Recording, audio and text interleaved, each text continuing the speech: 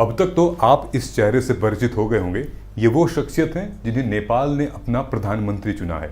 ये हैं मिस्टर बालेन शाह। ये 34 साल की उम्र में इन्हें यंगेस्ट प्राइम मिनिस्टर माना गया है नेपाल का। ये पहले रैपर हुआ करते थे, उसके बाद इन्होंने इंजीनियरिंग की, उसके बाद स्टूडेंट पॉलिटिक्स में आए, फिर अब जाके प्रधानमंत्री बने हैं। लगभग हमारी एज के हैं। कभी कभी लगता है कि हम क्या कर रहे हैं, हमारी सेम उम्र के प्रधानमंत्री बन के बैठ चुके हैं। लेकिन जो इन्होंने रिफॉर्म्स किए हैं, जो इन्होंने ये देश भर में, दुनिया भर में मशहूर क्यों हो रहे हैं, इसलिए नहीं कि ये बहुत यंग है, इसलिए कि इन्होंने ऐसे रिफॉर्म्स लेकर आए हैं अपने नेशन में जो कि दुनिया भर में चर्चा हो रही है। क्या वो रिफॉर्म्स इंडिया में अप्लाई हो सकते हैं? सवाल ये है किस तरीके के रिफॉर्म्स हैं। नंबर 1, इनका कहना यह है कि जितने भी मिनिस्टर्स हैं, जितने भी सरकारी अफसर्स हैं, उनके बच्चे सरकारी स्कूल में ही जाएंगे और ये मैंडेटरी है। नंबर 2, इनका कहना है कि जितने भी सरकारी कार्यालय हैं उनमें कहीं पर भी प्राइम मिनिस्टर या अदर मिनिस्टर्स की तस्वीर नहीं लगी रहेगी, क्योंकि उसमें पैसा खर्च होता है। नंबर 3, अब वीआईपी कॉन्वॉय नहीं जाएगा। आम जनता को प्रॉब्लम होती है तो वीआईपी ब्लॉकेड नहीं होगा, उस पर चालान कटेगा और संगीन अपराध में माना जाएगा।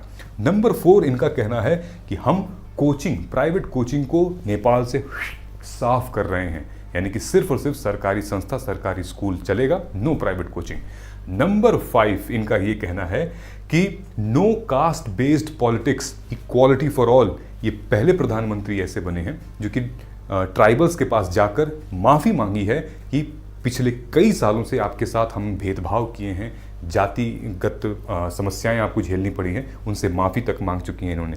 साइमल्टेनियसली इनका ये कहना है कि पॉलिटिकल स्टूडेंट्स जो ग्रुपिंग बनाते हैं ना कॉलेज में, वो स्टूडेंट यूनियन अब नहीं रहेगा, अब सिर्फ स्टूडेंट काउंसिल रहेगी। ठीक है। दूसरी चीज़, इनका कहना है ये सारी चीज़ें जो मैंने प्रॉमिस की हैं, जो हम कर रहे हैं, वो एक वेबसाइट इन्होंने क्रिएट कर रखी है, प्रतिपक्षा, जिसमें कि ट्रैक करता है कि हमने अपना प्रॉमिस पूरा किया है कि नहीं किया है। और क्लास 5 तक कोई भी एग्ज़ाम नहीं होगा, चिल मस्त, कोई दिक्कत नहीं है। कुछ इतनी बड़ी बड़ी रिवॉल्यूशन अब ये लेकर आ रहे हैं। मेरा कहने का मतलब क्या है कि क्या आपको लगता है इंडिया में बालेन मॉडल अपना लेना चाहिए?